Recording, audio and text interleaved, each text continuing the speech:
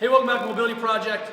Trident CrossFit, home of Quattro Deuce, one-man army over there. And my personal barista, my personal coffee roaster. I see you right over there.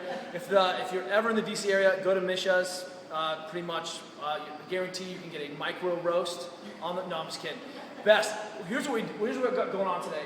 I have a tactical athlete who just spent the day with us. This is Van. And Van spent a few times deployed in some scary places. That's a fair. One of the things that happens sometimes, come down, quick stretch, maybe a little micro tear in that hamstring. There's a lot of ice in Afghanistan in the mountains, is that right? Tons. Yeah. Totally, and by the way, there's a job that has to get done, so sometimes we can't address that right away. That scar ball or inflammation ended up leading to a rupture, right? So avulses the tendon off the bone. Here we are, we healed that thing, we tore it off again in a freak accident. Now it's back on. It's a year later from the original or from the second? From the original. From the original. How do we start to address what is clinically healed? You're deadlifting, you're squatting, you're doing these things, but there's a scarred down, tight ropey bit of this high hamstring. So I'm going to give you a quick prescription for what we've got going for Van. So I want to start with what we do is traditionally, show us what we did first. Remember that flossing? One of the things we want to do is idealize that position. Load that hamstring tight to the back of the socket by loading that hip, and then we can really work on flossing those tissues. So the first one is that we've got the knee bent, and it's going to press the knee straight. So slightly bent to pressing the knee straight. This might be less than 2 minutes, but he's just going to go until he starts to make change. Can you straighten that knee out for me, really straighten it? Oh, bam, there it is. High hamstring, and I don't want to hang out there. I want to try to get that tissue moving. That's the first iteration. The second iteration works on kind of the stabilization from the other side, which is probably where he's having more hard time. What we're trying to do is get that whole hip to turn over, keeping the leg a little bit straighter, and then flossing by just moving that hip forward. You still feeling that load there? Mm-hmm. And so even though you're not seeing a lot of movement here, that slight end range, we're not worried about his background because nothing's loaded. That's going to load that tissue in that one. Okay? So that gives him two flossing options. Then we move into kind of Dick Hartzell lands, jump stretch, and we're going to do what we call Pilates on crack. And our first one now is to try to get him to develop control and stiffness with the leg free.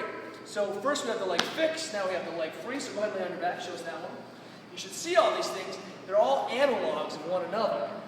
Leg goes straight over, he's just going to hook that up. And what I've got to see is that good, he's going to point the toe, and now he's really going to have to generate all of that control, and that probably lights that up. Is that your spot? Oh yeah, point that toe all the way to the ground. Quad is on, butt is squeezed, and now he slowly brings that up under control. We've got muscle stiffness, and we're going to undo that stiff hamstring by making it contract and deal with that. 20 reps of that thing, which should be plenty. He's going to be sore tomorrow, right? But if it starts to feel sketchy, he backs off. Dose response. Let me show you the third one or the fourth one. Come on up. Actually, good control, full marks. We've got a high band here. This one's maybe a little heavy for his first, second episode. Take a look at what's going on. We're going to put this foot up in here. Let me get my hand out. Okay? And now he's got one hand here. Donnie Thompson showed me this. And then he's just going to press to the ground. And he's got to squeeze his butt and flex his quad. So he takes that up comfortable range, full control, and just having to co-contract and stabilize. This isn't about strengthening. This is about ungluing those tissues. Oh, and we're seeing some control issues. It's a lot of tension maybe at first. You can bring that up. I need you to just squeeze that butt down, press, squeeze your butt, flex your quad. I want that full thing engaged. Last one, squeeze, boom. This is the kind of thing that when I have a tissue, let me load you out of that. We have a tissue that's been injured like that and so potential since it's the primary driver of the system. This is something that we want to worry every day. Can you do one or all four of these things every day? Absolutely. How do you know it's working? You feel that area? It's lit up. Lit up. Dose response, difficult to deal with that. We've talked about mechanisms we can compress. I want to show you one other option. And this is a trick sometimes we have. Go ahead and show us that deadlift with that band around the hip. And now what's going to happen is that by changing the mechanics, changing that position, now get into your deadlift position, squeeze your butt, it's a little bit tough, you have to lean forward.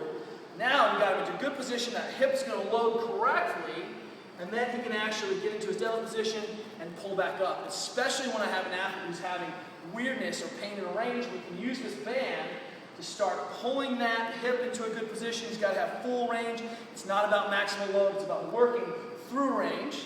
And that gives you some ideas about a high hamstring recovery after he gets a scar. He's already sticking a ball in there. What else can we do? Jack up the old tactical athlete, slide in the new tactical 18-year-old athlete? No way. Hey, MobilityWOD, we'll see you guys tomorrow.